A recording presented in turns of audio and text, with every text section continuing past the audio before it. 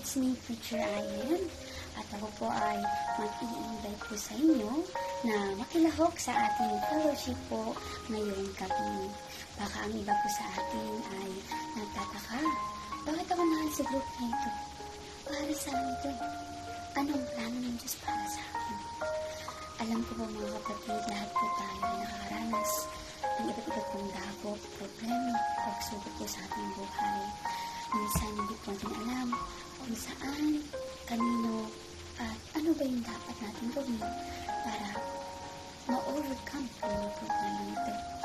Sa tagal-tagal po natin po nabubuhay sa mundo, hanggang ngayon ay hindi pa rin po talaga tayo na makawala sa mga bagay po na ito. Hanggang sa iba na nga ay talagang nawawala na po ng buhay, nawala po talagang solusyon sa mga bagay na nais po talaga nilang mahanap. Pero ito po mga kapatid po, no, hindi lang po nagkataon na na-add ka po sa grupo po nito dahil alam ng Diyos kung anong pinagdaraanan mo.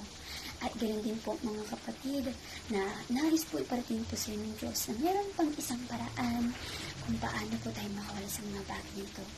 Alam niyo ba mga kapatid, ninangako ang ating pong Panginoong Hesus sa pagbabalik po niya sa ikalawang pagkakataon ay papahirin niya lahat ng ating mga luha. Wala ng kamatayan, wala ng kasakitan, ang lahat ng bagay ay nawala na. Pero mga kapatid, ito po ay talagang napaka-critical na bagay. Ang isa lamang pong pagkakataon para po makamit po yun ay kapag nasalubong natin ang pagbabalik ng Diyos. So dito po sa fellowship natin, yun po yung ating pong tatalakayin. Tatagal po ito ng 8 gabi para po talakayin ang misteryo patungkol sa pagsalubong sa pagbabalik po ng Diyos. Promise ko po sa inyo, ang ating pong mga sermon dito po sa ating fellowship ay bago at hindi pa po ninyo napakinggan sa kahit anong po man pong sermon na inyo pong nadaluhan.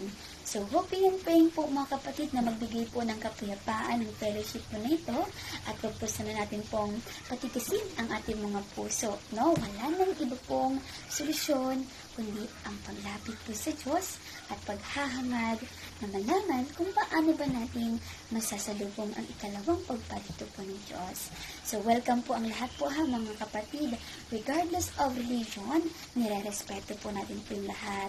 Ang gagawin din po natin dito ay makikinig, magbabasa, matututo, at magbabahagi. Siyempre po mga kapatid, napaka-importante po yung bagay na meron po tayong matatala sa pagtatapos ng ating fellowship. So, hoping and praying, magkapag-join po kayo mga kapatid. Salamat sa Diyos!